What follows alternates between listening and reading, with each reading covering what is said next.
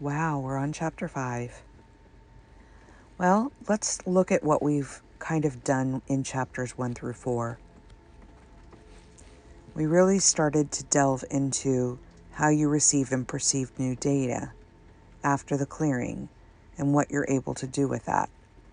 So in this iteration, it makes sense to pick up where we left off as we were speaking about that clearing and how it can feel and what to do with it.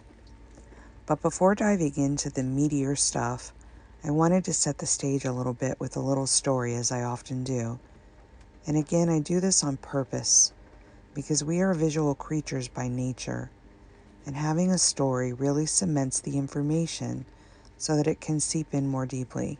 So when Kelly began doing this work with clients, she noticed a repeated pattern, and that therefore was where she felt invited to look at the best platform to rebuild the foundations and work our way up. So it's really similar to building a house. You wouldn't start with the chimney or even the windows or doors, but you would start with the foundation. And although that may be frustrating financially and visually at first, to invest in so much and see only a concrete slab and wiring, the rest would not be effective without all of that, correct? And as we've said, this is not a teaching or learning, but a shedding or unraveling. So let's imagine this construction work like a rebuild. If you were going to flip a house, you'd often take inventory of the foundation, the wiring, and the plumbing, and all the very important things that we take for granted, but are necessary for our house to be complete again. It may be frustrating for such an investment of things that we don't initially get to enjoy on their own, but we're aware that they're necessary to enjoy the totality. This doesn't mean we cannot be looking at the type of fixtures or colors, windows or doors or variations that we want in our house. Those things we may be drawn to can be happening in parallel, and it often is happening without our conscious awareness. But the foundation is still the most important part, and that's why we're building up to this. It isn't intended to be some grand finale or crescendo, but a continuous, never-ending process of shedding for space for newness to set in. Now let's imagine with this remodel you intend to tear it all down other than the framework that you may want to rework. We would approach this by some variation of demolition, right? One of the first things that would happen would be containers would be delivered to dispose of what is no longer serving for the new build. And let's imagine that the rebuild is a prefab, and each of the parts arrives uniquely and individually and timely in accordance with the project plan for the house. And if we carry forward with that analogy, you again would not have your roof supplies delivered while you're working on the main floor, correct? I mean, you wouldn't want to make that investment or have to store those materials when you're working on the other bits. It would be a layer upon layer, each working together in harmony to create that new space. And when you're ready to install your flooring and your first sets of walls, you would of course need to shed away those old areas for those new parts to fit in.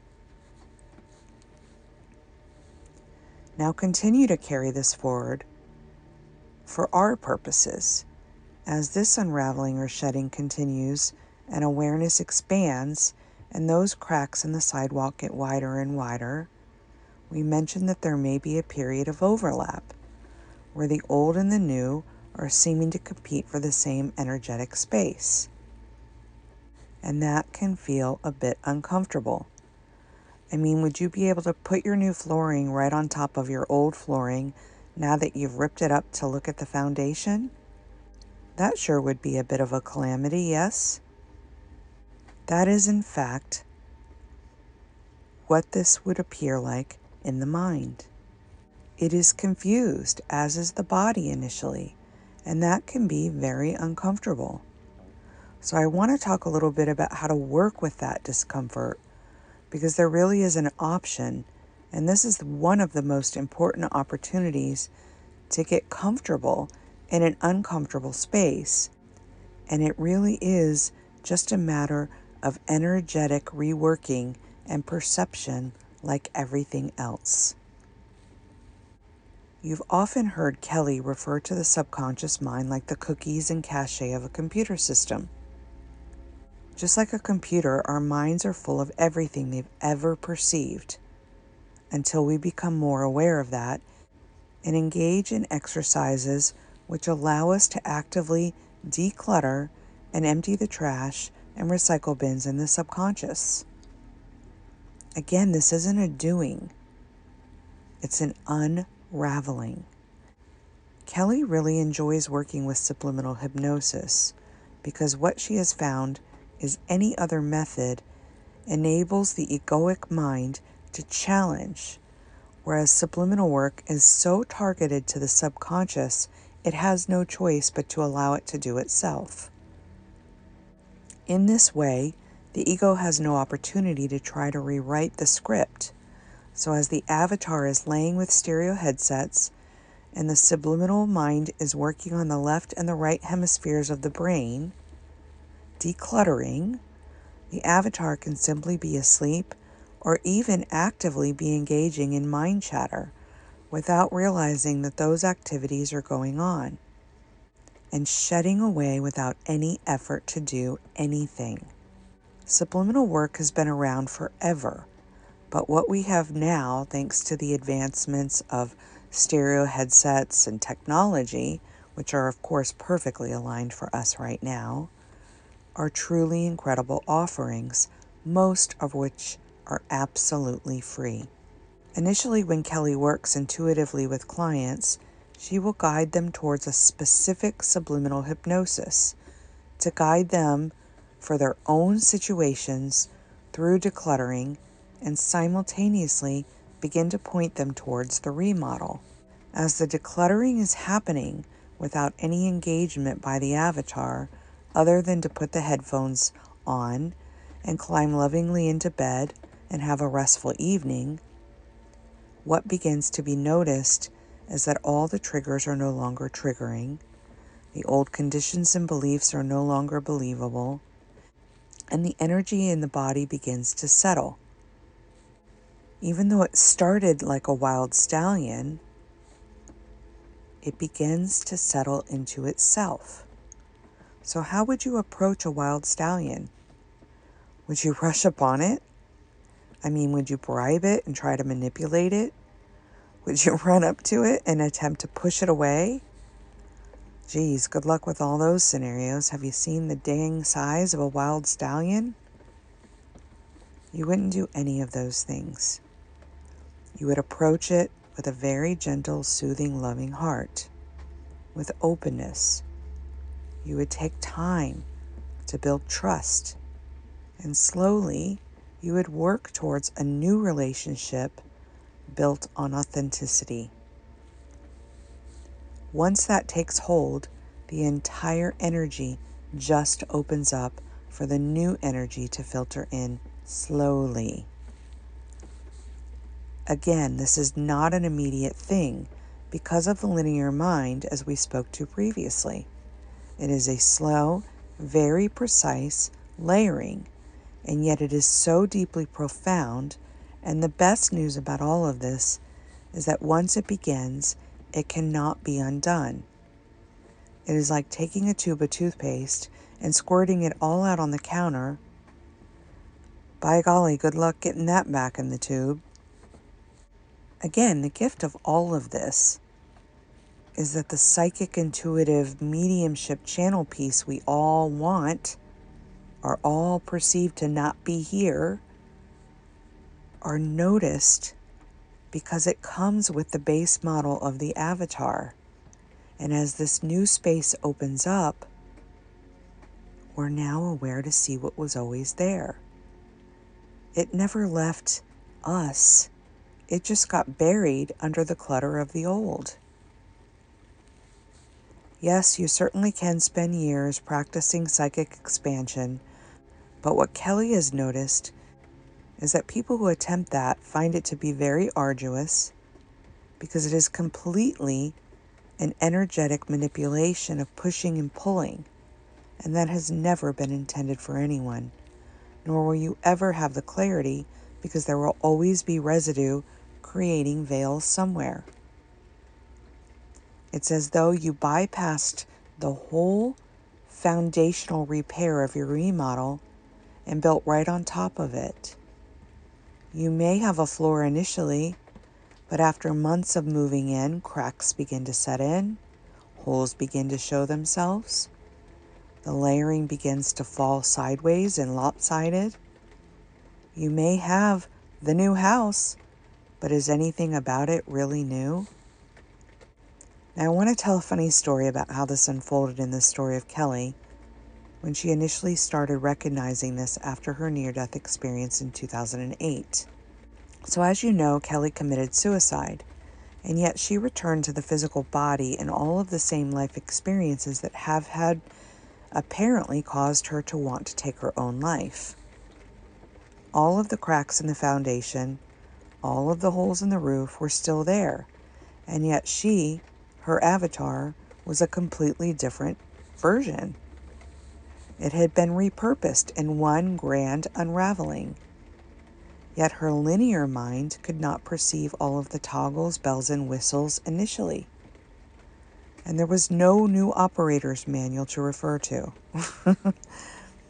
This is where the guidance sets in, for her story specifically to unfold. Yes, there was an inner fire and an inner knowing that something far bigger than herself was driving this vehicle. Yet, as she does with most things, she fought it because it was very uncomfortable.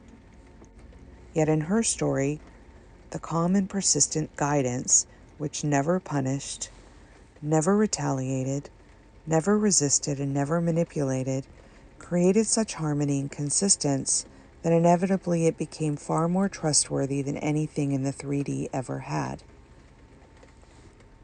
Do not believe for a second, though, that she didn't fight that, because she can be a stubborn asshole. And we say that in the most loving way, and she laughs about it daily because it's still part of the journey. Yet now laughter is with it, not at it, and it's a relationship that works together in harmony, even when it's not in harmony. We often say unconditional love is so unconditional, it loves even when it's not loving. And this is very much the case in the story of Kelly. Yes, she had a profound awakening, but that was not the entire unraveling. You see, this continues. It is never ending. It is why we can seem to have a preference and look back in the story of time and space and see that that preference has apparently changed, and the knowledge base has apparently widened. And what we once believed has apparently fallen away. I bring this up because I find what happens with people who are unraveling is they feel the need to apologize to others when this change takes place. Yet do you imagine a caterpillar, which has changed to a butterfly, ever apologize for its newfound beauty and ability to fly to placate others in nature? Initially, Kelly felt the need to apologize. Her stubborn nature was noticing all of these internal, beautiful happenings that she had zero control over. Yet there seemed to be a part of the story that still wanted to fit into that old life or have such an understanding of this new one that she could drive the vehicle perfectly on day one. Bernadette and the God Squad found this quite humorous, yet expected, and they lovingly stayed around to assist and guide and be a sound, loving presence and continue to do so to this day. Ultimately, what I'm saying is to be loving and patient and kind with yourselves in this unraveling process. It truly is a force outside of you, and you've never had control of it.